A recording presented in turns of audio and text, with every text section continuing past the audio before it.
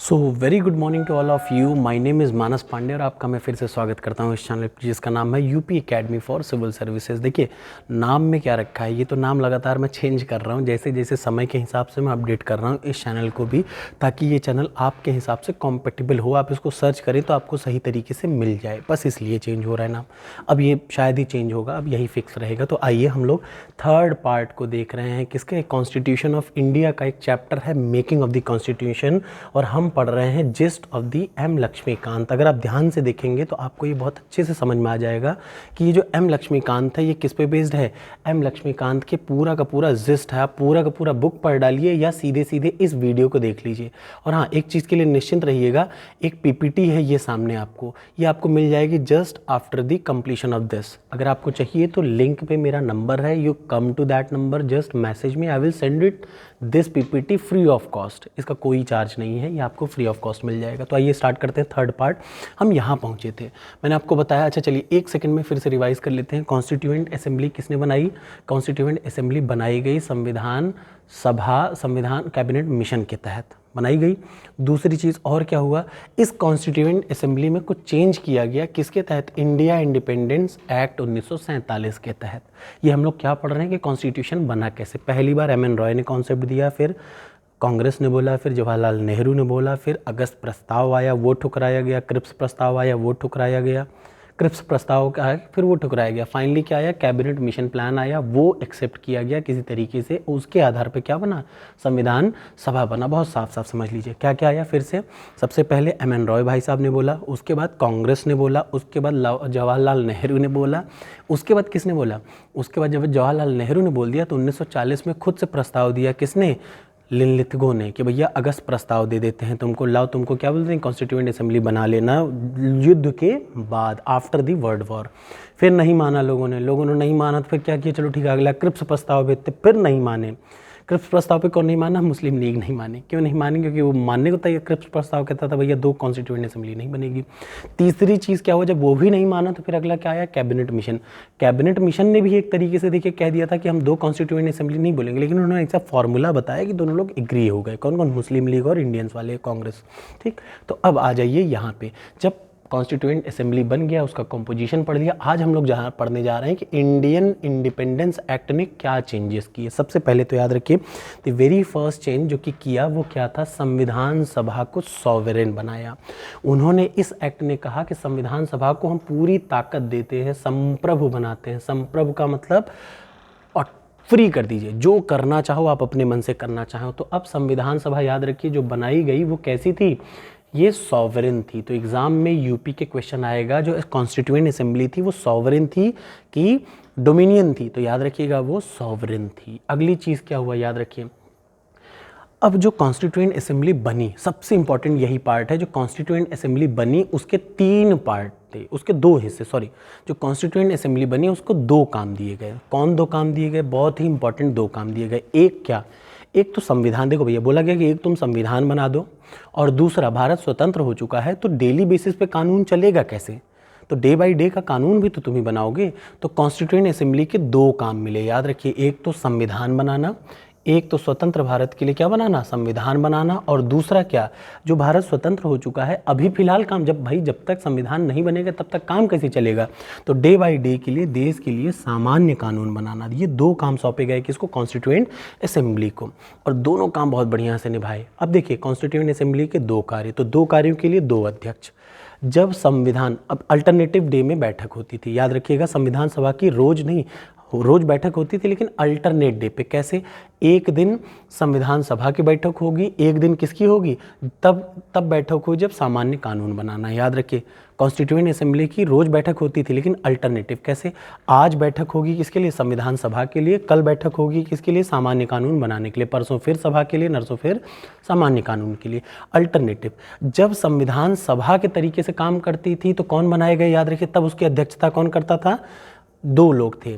जब संविधान सभा के तरीके से चलती थी तो उस समय डॉक्टर राजेंद्र प्रसाद अध्यक्ष थे, और जब सामान्य कानून बनाने के लिए करना होता था तब कौन बनते थे, डॉक्टर जीवी मालवंकर साहब। कौन? मालवंकर साहब, याद रखिएगा, दो मालवंकर साहब थे, वो बनाए गए। ठीक है, अब आ जाइए इस चीज़ पे कि हम लोग कैसे करते हैं। अगला देखिए, अब ये देखिए, ध्यान से देख लीजिए, जब भी बैठक संविधान सभा में होती थी तो उसकी अध्यक्षता राजेंद्र प्रसाद, और जब इसकी बैठक कैसे होती थी, जब इसकी बैठक उसके तरीके पे होती थी, किसके तरीके पे होती थी, विधायी लेजिस्लेचर की तरीके पे जब बैठती थी तो जीवी मालवंकर साहब आ जाते थे। बहुत इंपॉर्टेंट है, याद रखिएगा। और ये दोनों काम कब तक किया इन्होंने, 26 नवंबर तक कार्य जारी रहा। याद रखिए, 26 नवंबर तक ये दोनों काम संविधान सभा के जारी रहे। 26 नवंबर के बाद क्या हुआ, भैया संविधान तो बन गया, लेकिन ये जो डेली कानून वाला है वो बाद तक चलता रहा। इस बात को भी आप ध्यान रखिएगा।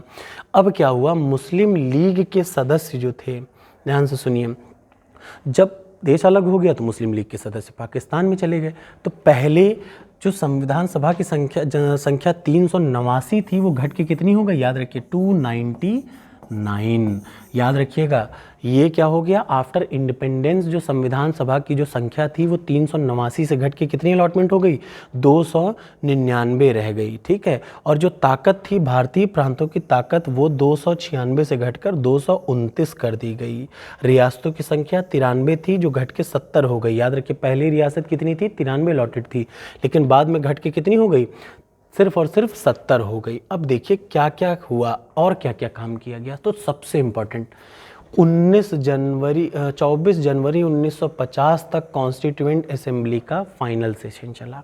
तो याद रखिए, कॉन्स्टिट्यूएंट असेंबली का फाइनल सेशन कब तक चला, 24 जनवरी 1950 तक।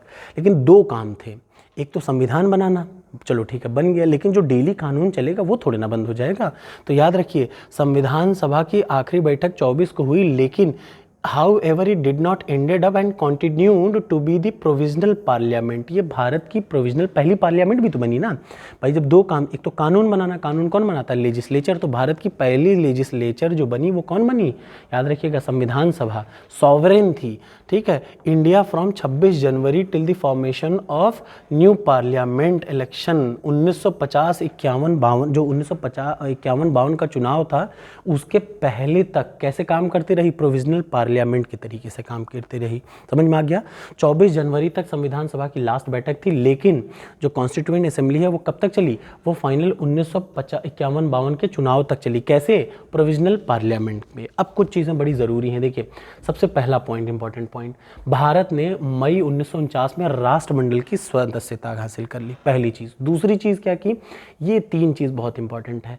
एक डेट है 22 जुलाई 1947 को राष्ट्रीय ध्वज को अपनाया गया। जो नेशनल फ्लैग था, देख लीजिए, नेशनल फ्लैग को कब अपनाया गया, 22 जुलाई 1947 को। बस, इसके अलावा सारी चीज़ें 24 जनवरी को ही अपनाई गई हैं। याद रखिएगा, 22 जुलाई को सिर्फ राष्ट्रीय ध्वज अपनाया गया, 24 जनवरी 1950 को राष्ट्रगान अपनाया गया, 24 जनवरी 1950 को राष्ट्रगीत। ये आप अपने आप में याद रखिएगा। और 24 जनवरी 1950 को ही क्या बनाया गया, डॉक्टर राजेंद्र प्रसाद को या क्या बनाया गया, भारत का राष्ट्रपति। तो कोई आपसे एग्जाम में पूछेगा डॉक्टर राजेंद्र प्रसाद को राष्ट्रपति 26 जनवरी को बनाया गया, नहीं, 24 जनवरी 1950 को इन भाई साहब को क्या बनाया गया, राष्ट्रपति बनाया गया। अब जो ये सब माहौल बना, कितने समय लगे, तो याद रखिए, संविधान सभा को बनाने में 11 महीने 18 दिन और 2 साल 11 महीने 18 दिन लगे। कितने सत्र चले, 11 सत्र चले, ठीक है। 60 देशों के संविधानों का अध्ययन किया था भाई साहब इन लोगों ने। कितने देशों के, 60 देशों के संविधानों का अध्ययन किया और 114 दिनों के लिए विचार किया। याद रखिए, संविधान के मसौदे पर 114, ये सारे पीसेस के लिए हैं, 114 दिन के लिए विचार किया गया। 2 साल 11 माह 18 दिन में बना, 11 सत्र हुए। संविधान को बनाने में कितने लाख खर्च हुए, सबसे इंपॉर्टेंट पॉइंट, यूपी पीसेस की यही लेवल है, 64 लाख। इससे ज़्यादा यूपी पीसेस पूछता ही नहीं। क्या बहुत पूछ लिया तो भैया क्या खर्चा हुआ, 64 लाख, 64 लाख खर्चा हुए, किसमें, संविधान सभा को बनाने में। तो ये है संविधान सभा का एक बेसिक आर्टिकल। अब आ जाइए, किसको क्या डिपार्टमेंट, जब वो बना तो कमेटी बनाई गई, ठीक। सबसे पहले कौन सी कमेटी है, देखिए, provincial constitution committee, Sardar Patel, ठीक। ड्राफ्ट कमेटी कौन बनाया गया, डॉक्टर भीमराव अम्बेडकर। बहुत ज़रूरी है, याद रखिएगा, ये सबसे इंपॉर्टेंट है कि आप याद रखें। सबसे एक क्या है, ऊपर की कुछ चीज़ें मिसिंग है, वो बाद में आप ऐड कर दीजिए, जो पीडीएफ में है। प्रोविंशियल कॉन्स्टिट्यूशन कमेटी कौन बनाया गया, सरदार पटेल। इसके पहले सेंट्रल कमेटी के कौन बनाए गए थे, जवाहरलाल नेहरू, याद रखिएगा। ड्राफ्ट कमेटी के कौन बने, अम्बेडकर। एडवाइजरी कमेटी, याद रखिए, फंडामेंटल राइट्स और एडवाइजरी कमेटी के कौन बने, सरदार पटेल, बहुत ज़रूरी है। और ये कमेटी की कितनी सब कमेटी थी, इस सब कमेटी का मतलब याद रखिए। सबसे पहली चीज़ तो एडवाइजरी कमेटी, एडवाइस देना, कौन एडवाइस देने का चीफ था, सरदार पटेल। किस चीज़ पे advice, fundamental right, minority and tribals and excluded area, जो वंचित राज्य हैं, वंचित क्षेत्र हैं। तो अब इस कमेटी की सब कमेटी बनी, इनका तो राय देना था, ये रायबाज थे, राय दिया इन्होंने, लेकिन उसकी भी 5 सब कमेटी थी। ये बहुत इंपॉर्टेंट है, ये आया था अभी हाल के एग्जाम में। फंडामेंटल राइट सब कमेटी के कौन, JB कृपलानी, ठीक। माइनॉरिटी सब कमेटी किसके इंचार्ज में थे, HC मुखर्जी साहब के। नॉर्थ ईस्ट फ्रंटियर कमेटी, ये भी बहुत ज़रूरी है, याद रखिएगा। North year frontier tribal areas and Assam excluded area कौन, गोपीनाथ बारदोली, बहुत ही ज़रूरी है, ये बहुत इंपॉर्टेंट है, Bordoloi. Excluded and partially excluded area कौन, ठक्कर, AM ठक्कर। उसके बाद नॉर्थ वेस्ट के लिए याद रखिए कौन थे, यहाँ पे लिखा है ट्राइबल एरिया सब कमेटी, क्या बोला, एंड उसके बाद फिर rules of the procedure code. अब ये समझिए, rule of procedure code committee, rule of procedure committee के कौन बने, डॉक्टर राजेंद्र प्रसाद बने। उसके बाद स्टेट कमेटी के कौन बने, स्टेट कमेटी के कौन बन गए, यहाँ पे देखिए जवाहरलाल नेहरू। स्टीयरिंग कमेटी के कौन बने, डॉक्टर राजेंद्र प्रसाद। ये रहा एक बेसिक कमेटी। इसके अलावा भी कुछ और कमेटी थी, माइनर कमेटी भी बनाई गई, ये आपके सामने है। इस वीडियो को और डिटेल में मैं अगली वीडियो में पढ़ूंगा, जिसमें हम लोग मेजर कमेटी और माइनर कमेटी दो पढ़ेंगे। 10 मिनट का छोटा सा वीडियो रहेगा, आपको रट जाएगा। फिलहाल के लिए आपके सामने है, if you want to learn it just learn it. इनमें से कभी भी कुछ भी आ सकता है। देखिए UPPCS जब आसान देता है तो ये पूछता है, फाइनेंस एंड स्टाफ कमेटी की जो माइनर कमेटी थी कौन थे, राजेंद्र प्रसाद, लेकिन बहुत टफ दे देगा। तो special committee to examine the draft constitution, jail जाएंगे आप। अब बताइए, आपको पता है ड्राफ्ट कमेटी के कौन थे, अंबेडकर जी, लेकिन अगर ये पूछ ली special committee to examine the draft commission, Nehru साहब थे। ये सब मैटर है, आपको ध्यान रखना होगा।